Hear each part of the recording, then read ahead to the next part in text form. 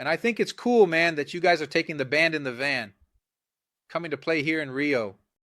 Man, you guys deserve congratulations in a way. It's something that sometimes a guy at 50 years old is tired. So, it's a dream that I still want to achieve. That's funny, right? Since I didn't do much, that's it. Look how crazy. It seems the opposite path. The guy who wants to have kids at 70 years old, funny. I know that there have already been discussions. So, did you see any YouTube clips these days? Because it's impossible to have a band. Was it you who did that? A teenage band. Yeah. You even rephrased an argument because of some comments. Yeah, exactly. Can you believe it? Since I didn't live that intensely. At 22, I played since I was a kid and all, but I didn't live to work in radio and stuff. I want to do that now. Dude! So I know he does more, because he plays with more people. So I know that for him, it's much more exhausting to be inside a van. I feel fulfilled, man. Fulfilled.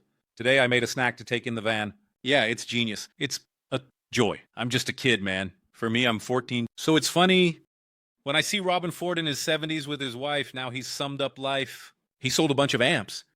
Guitars. He moved to France, wasn't it? I don't know. Yeah, I think that's it. He left California. California is super expensive, right? He moved to France. I think that's it.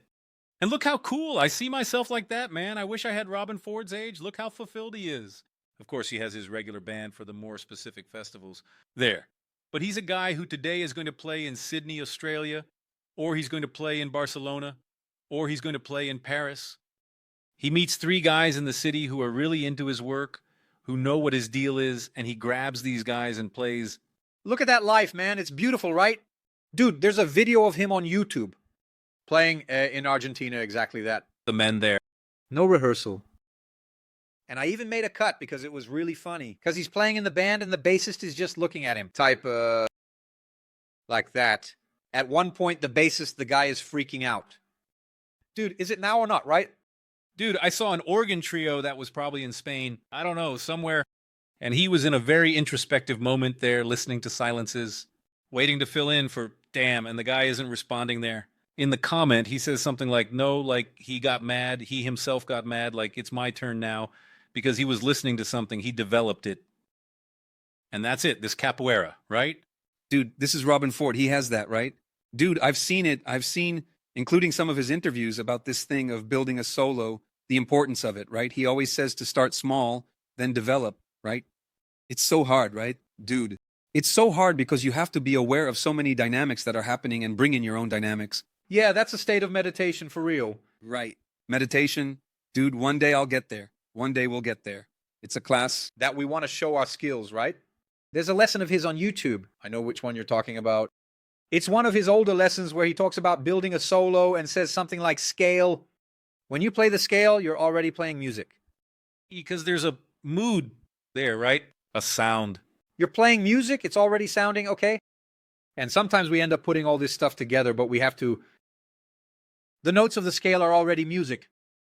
If you're not hearing music, then, dude, your head is somewhere else, exactly. So 1 point. Dude, man, I came all the way here. In Mateus, the lineages, different journeys with, the story of the modes, I have no problem with that at all. That's right. That's exactly what he said. What I find strange is to try to force as a protocol that a kid who doesn't even hear. What's inside him, man? If you start with this material with him, I think that sometimes this happens. I'm saying this about the pressure because what I see a lot is that the kid is giving this to the guy in the playing, not here. So what happens? Dude, that's cool. I learned. Did you really learn?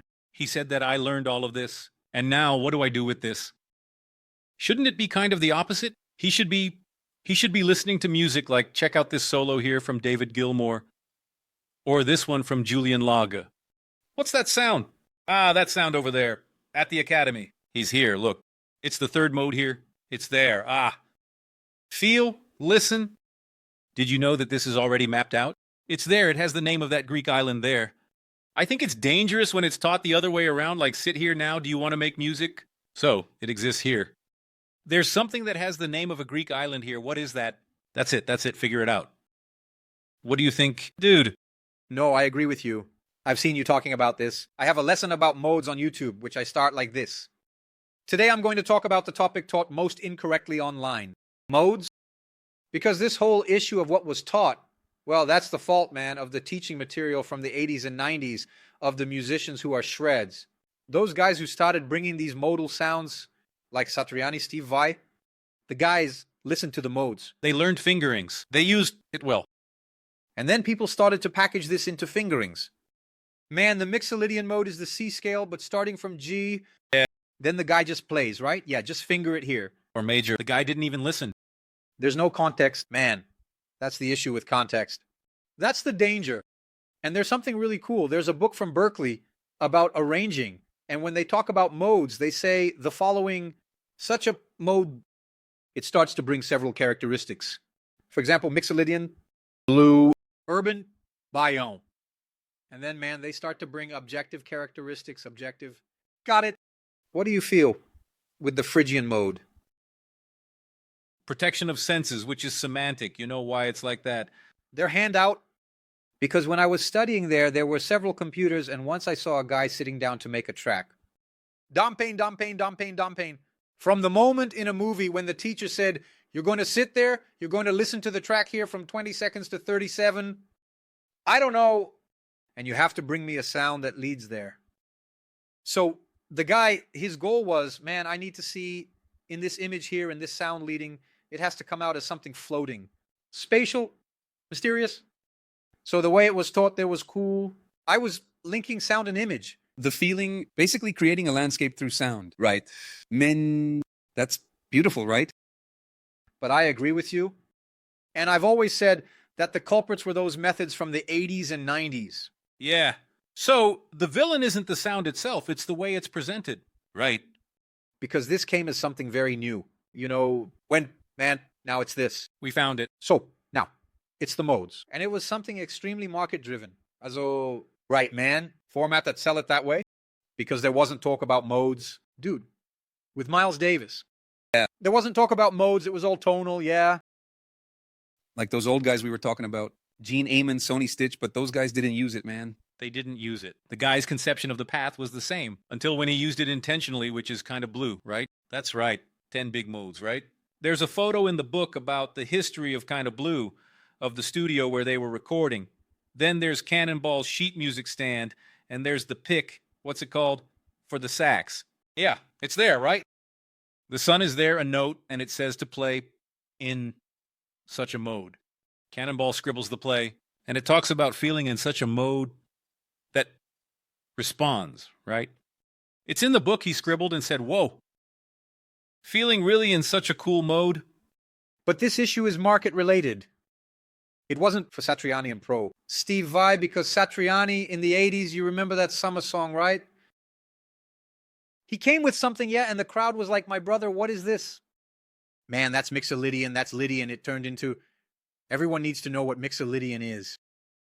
When it's time to play, it's actually D minor, starting from G. You see, the guy really plays, my brother, I'm not kind of feeling what that sort of urban vibe is, you know.